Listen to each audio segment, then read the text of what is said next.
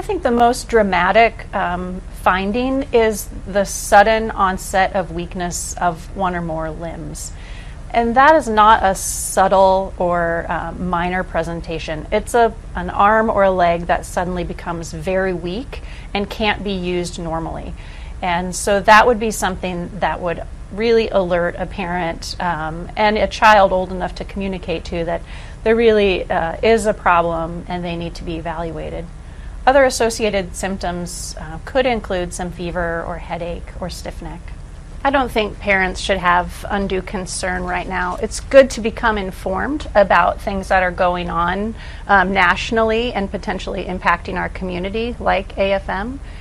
But cases are very rare, about 1 per million in the U.S. And so although it's important to know the signs, as we've talked about, I don't think parents need to be particularly concerned. There's absolutely no data to suggest that any vaccine that we have is associated with this condition.